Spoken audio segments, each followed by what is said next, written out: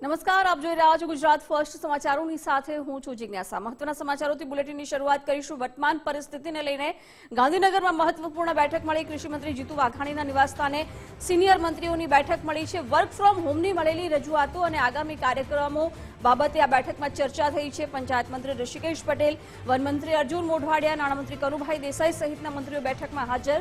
Partial work from home સહિતના કાર્યક્રમો બાબતે રૂપરેખા ઘડાશે। વિવિધ સરકાર સંગઠનો પાસેથી વર્ક ફ્રોમ હોમની રજૂઆતો મળી હતી અને આજ અંગે વધુ વિગતો સાથે ગાંધીનગરથી સંવાદદાતા નિકુંજ જોડાઈ ગયા છે। નિકુંજ, આજે ગાંધીનગરમાં મહત્વપૂર્ણ બેઠક વર્તમાન પરિસ્થિતિને લઈને।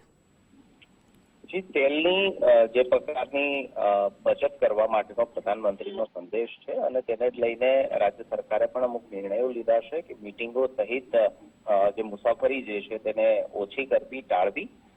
આગામી દિવસોની અંદર રાજ્ય સરકારના કેટલાક મહત્વના કાર્યક્રમો યોજાવાના છે, જેમાં શાળા પ્રવેશોત્સવની વાત હોય, કલ્યા કેળવણીની વાત હોય કે અન્ય કાર્યક્રમોની વાત હોય, તેમાં કયા પ્રકારની જે કાર્યક્રમો છે તેની રૂપરેખા રાખવી તે ખૂબ મહત્વનો વિષય છે વર્તમાન યુદ્ધની સ્થિતિ અને તેલની કટોકટી વચ્ચે। બીજો વિષય રાજ્ય સરકારના કર્મચારીઓ ને વર્ક ફ્રોમ હોમ આપવા સંદર્ભને લઈને છે, કારણ કે અલગ અલગ જે મંડળો છે રાજ્ય સરકારના કર્મચારીઓના, તેમના તરફથી એ પ્રકારની રજૂઆત કરવામાં આવી હતી કે વર્તમાન સ્થિતિને ધ્યાનમાં રાખીને વર્ક ફ્રોમ હોમ અથવા તો પાર્શલી હોમ અંગેની વર્ક ફ્રોમ હોમની જવાબદારી કર્મચારીઓને સોંપવામાં આવે। આ તમામ મુદ્દાઓને લઈને રાજ્ય સરકારે એક મંત્રીઓની પેટા કમિટી બનાવી છે, જે પેટા કમિટીની અંદર 4 થી 5 જેટલા મંત્રીઓ છે। તેની આજે એક મહત્વની અને પહેલી બેઠક મંત્રી જીતુ વાઘાણીના નિવાસ સ્થાને મળી છે।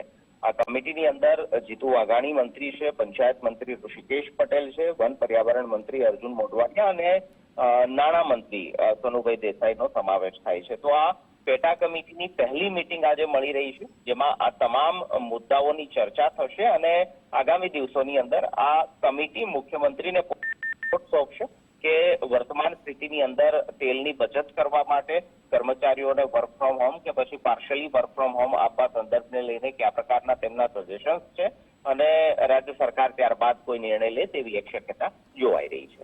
જી નિકુંજ, આભાર જાણકારી માટે।